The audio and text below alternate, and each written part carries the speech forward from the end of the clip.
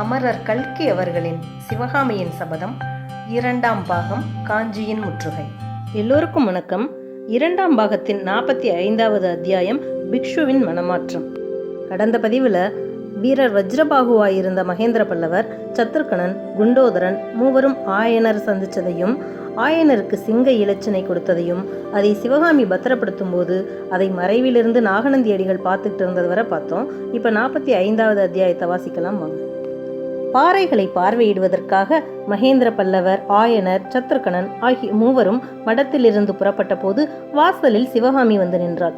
மகேந்திர பல்லவர் தற்செயலாக அவளை பார்ப்பது போல பார்த்து, சிவகாமி, நீ கூட எங்களுடன் வருகிறாயா என்று கேட்டார். சிவகாமி மறுமொழி சொல்ல தயங்கினாள். ஆயனர் அப்போது, வா சிவகாமி, போய்விட்டு வரலாம், இங்கே நீ தனியாக என்ன செய்ய போகிறாய் என்றார். எனவே சிவகாமியும் புறப்பட்டாள். அவளை தொடர்ந்து ரதியும் சுகரும் கிளம்பினார்கள். சிவகாமி பின்தங்கியதற்கு காரணம் இருந்தது. பெட்டிக்குள் சிங்க லட்சணையை வைத்துவிட்டு சிவகாமி நிமிர்ந்த போது தூண் மறைவில் காவி துணி தெரிந்தது. தூணில் மறைந்திருப்பது புத்த பிக்ஷுதான் என்பதையும் உணர்ந்தார். அன்று அதிகாலையில் வந்து அவர்களுடன் பேசிக் கொண்டிருந்த புத்த பிக்ஷு வாசலில் வேற்று மனிதர் குரல் கேட்டதும் பின்புறமாக போய்விடுகிறேன் என்று சொல்லிவிட்டு போனார். போனவர் எப்படி திரும்பி வந்தார், ஏன் மறைந்து நின்றார் என்று சிவகாமிக்கு சற்று வியப்பாயிருந்தது. நேற்று வரைக்கும் இம்மாதிரி சந்தர்ப்பம் நேரிட்டிருந்தால் அவள் உடனே கூச்சல் போட்டிருப்பாள். ஆனால் காலையில் புத்த பிக்ஷுவுடன் பேசிக் கொண்டிருந்ததிலிருந்து அவளுடைய மனம் அவர் விஷயத்தில் அடியோடு மாறி போயிருந்தது. அவர் மேல் முன்னம் அவளுக்கு ஏற்பட்டிருந்த சந்தேகங்கள் எல்லாம் நீங்கி நல்ல எண்ணமே உண்டாகியிருந்தது.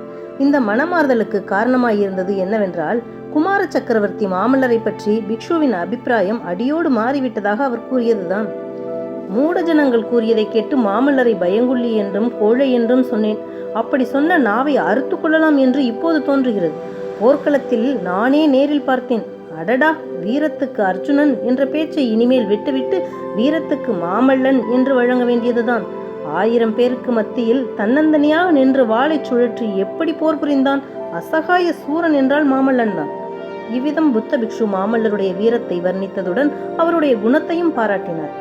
மாமல்லன் ஸ்திரீலோலன் என்று தாம் கூறியது பெரும் தவறு என்று அறிந்து கொண்டதாகவும், பெண்களை கண்ணெடுத்தே பார்க்காத பரிசுத்தன் என்றும், அப்பேற்பட்ட உத்தம வீர புருஷனை காதலனாக பெறுவதற்கு எந்த ராஜகுமாரி பாக்கியம் செய்திருக்கிறாளோ என்றும் சொல்ல சொல்ல சிவகாமி தன்னுடைய மகத்தான பாக்கியத்தை எண்ணி இரும்பூது அடைந்ததுடன் புத்த பிக்ஷுவின் மீது முன் எப்போதும் இல்லாத நல்ல எண்ணமும் விசுவாசமும் கொண்டாள்.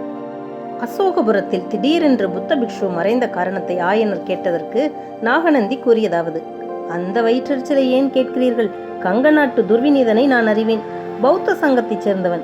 என்னிடமும் அவனுக்கு பக்தியுண்டு. குண்டோதரன் அன்று ஒரு ஓலை கொண்டு வந்து கொடுத்தான் அல்லவா? துர்விநீதன் காஞ்சி மேல் படையெடுத்து வருகிறான் என்ற செய்தி அந்த ஓலையில் இருந்தது.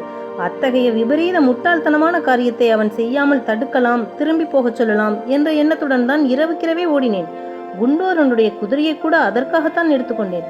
என் முயற்சி பயன்படவில்லை. நான் போவதற்குள் போர் மூண்டுவிட்டது.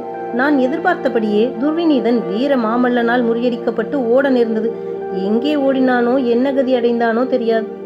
இப்படியெல்லாம் மாமல்லருடைய புகழை கேட்க கேட்க சிவகாமிக்கு உள்ளம் குளிர்ந்ததுடன் புத்த பிக்ஷுவின் மீது அவளுடைய விசுவாசம் அதிகமாகிக் கொண்டே வந்தது. சுவாமி, தாங்களும் இந்த கிராமத்தில் எங்களுடனேயே தங்கியிருந்து விடுங்களேன் என்று சொன்னார். அதற்கு பிக்ஷு, இல்லையம்மா, இல்லை. ஓரிடத்தில் தங்கியிருப்பது என்னுடைய தர்மத்துக்கே விரோதம். தென்னாடு இப்போது என்னை போன்ற பிக்ஷு யாத்திரிகளுக்கு தகுந்த இடமில்லை. தெற்கே இருந்து பாண்டியன் படையெடுத்து வருகிறான், வடக்கே இருந்து சளுக்கன் படையெடுத்து வருகிறான். உங்கள் இருவரையும் பத்திரமான இடத்தில் விட்டுவிட வேண்டும் என்று கவலைப்பட்டேன். இந்த கிராமம் உங்களுக்கு தகுந்த இடம்தான். புத்த மகாபிரபுவின் அருள் இருந்தால் யுத்தமெல்லாம் முடிந்த பிறகு மறுபடியும் உங்களை பார்ப்பேன். ஆயனரே, அடுத்த தடவை உங்களை பார்க்க வரும்போது அஜந்தா ரகசியத்தை கட்டாயம் அறிந்து கொண்டு வருவேன். சிவகாமி, இங்கேயே உங்களுடன் தங்கி உன்னுடைய தெய்வீக நடனக்கலையை பார்த்து கொண்டிருக்க எவ்வளவோ இஷ்டம்தான். ஆனால் அதற்கு கொடுத்து வைக்க வேண்டாமா என்று பிக்ஷு கூறிய போது அவருடைய குரலில் துணித்த கனிவு சிவகாமியின் உள்ளத்தை உருக்கிவிட்டது. இந்த சந்தர்ப்பத்திலேதான் வாசலில் குண்டோதரன் கதவை இடிக்கும் சத்தம் கேட்டது. அப்போது பிக்ஷு, ஆயனரே, உங்களுடைய சிஷ்யன் குண்டோதரன் என் பேரில் அனாவசியமான சந்தேகம் ஏதோ கொண்டிருக்கிறான். என்னை இங்கு பார்த்தானேயானால் வீணாக வலுச்சண்டைக்கு வருவான். இன்னும் யாரோ வேற்று மனிதர்கள் வாசலில் வந்திருப்பதாக கூட தோன்றுகிறது. நான் இப்படியே பின்புறமாக போய்விடுகிறேன், விடை கொடுங்கள் என்று கூறி புறப்பட்டார். போகும்போது, சிவகாமி, மறுபடியும் உங்களை பார்க்கிறேனோ என்னவோ, ஆனால் நான் எங்கே போனாலும் என்ன செய்தாலும் உன்னை மறக்க முடியாது. உன்னை மறந்தாலும் உன் நடனத்தை மறக்க முடியாது என்று கனிந்த குரலில் சொல்லிவிட்டு போனார். அப்படி போனவரை திடீரென்று உள்ளறையில் தூண் மறைவில் பார்த்ததும் சிவகாமிக்கு சிறிது வியப்பாய்த்தான் இருந்தது. ஆயினும் மறுபடியும் தன்னிடம் ஏதோ சொல்வதற்காக ஒருவேளை காத்திருக்கிறாரோ என்னவோ. சக்கரவர்த்தி போன பிறகு விசாரித்துக் கொள்ளலாம் என்று வெளியறைக்கு வந்துவிட்டார். உண்மையில் பிக்ஷு போகாமல் தங்கியிருந்தது சிவகாமிக்கு சிறிது மகிழ்ச்சியை அளித்தது என்றே சொல்ல வேண்டும். இப்போது மடத்து வாசலில் சக்கரவர்த்தி, நீயும் எங்களுடன் வருகிறாயா என்று கேட்டதும் தூண் மறைவில் இருந்த புத்த பிக்ஷுவை நினைத்து கொண்டு சிவகாமி ஒரு கணம் தயங்கினார். ஆனால் ஆயனரும் சேர்ந்து அழைத்ததும் தடுத்து சொல்ல முடியாமல், ஆகட்டும் அப்பா என்று சொல்லி புறப்பட்டார். நாகநந்தி பிக்ஷு தான் திரும்பி வரும் முறையில் ஒருவேளை அங்கேயே இருக்கலாம் என்ற எண்ணமும் அவள் மனதில் இருந்தது.